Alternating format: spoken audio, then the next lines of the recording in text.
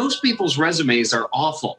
It was just most people didn't know what I was looking for. Where I come in is really helping to tell the story of how what you have done in the military or in any prior career relates to what you're going to do in the civilian workforce. I describe as using what you see behind me, these signs of a great resume. Now, they probably look like curse words in a comic strip. I promise I'm not teaching veterans to curse on a resume.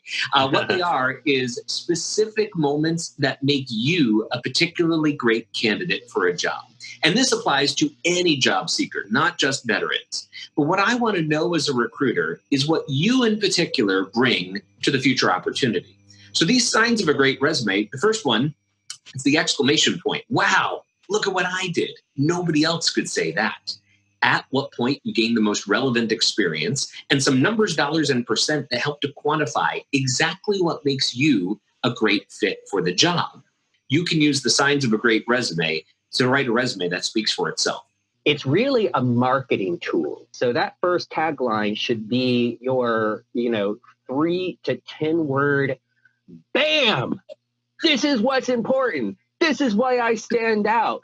This is why you should click right here on me. Boop, boop, boop, like your exclamation point, right? It should be, that tag should be the wow factor. The more descriptive you can be in that LinkedIn headline to really catch someone's eye and say, hey, there's something unique here. The same holds true on a resume. So, I'll agree that the point is to catch someone's eye quickly. And that's definitely a parallel between LinkedIn and the resume. The way you catch someone's eye quickly on LinkedIn is with that header. And it should be compelling. And a lot of people don't tell you anything interesting or new up there. It's just like project manager. Okay, well, on a resume, one of the very first things that I encourage you to do is write like a summary of qualification. I want it to summarize what you can do for me. What are you qualified to do? I look at it like the movie trailer of your resume. So if you were writing a film preview, right? Like, in a world where this is my experience, what you would say to entice me to see the film is what you would put in a summary of qualifications on a resume.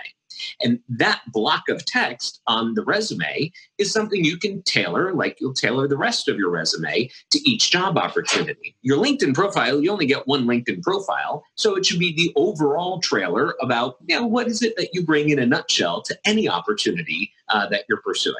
What you will never hear a recruiter say is, the candidate made it too easy to see why he's a great fit for this job. That's not going to happen. And when you use the signs of a great resume, you're making the recruiter's job easier. Effectively, as a recruiter, my function is to become your sales agent. There's tons of resumes in our system or on our desk. They all look and sound pretty much the same because people make that same mistake. A resume that reads like a job description is the deadliest mistake you can make on a resume. So you got to pass what I call the smart fifth grader test with every word you write on your resume. And there are just 3 simple questions on the smart fifth grader test. The first one is, are you using simple language? Language so clear an 11-year-old would get it. This resume is not about you. It's about what you can do for me. And by being out and proud and vocal and visible, I think we can give hope to those who don't have such an opportunity for whatever situation they're in, their family situation, their work situation, their religious situation.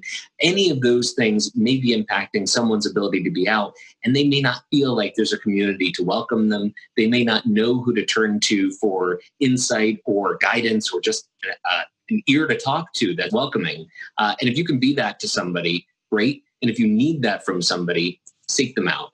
You're not in this alone. We're all in this together. And, we need to help lift each other up.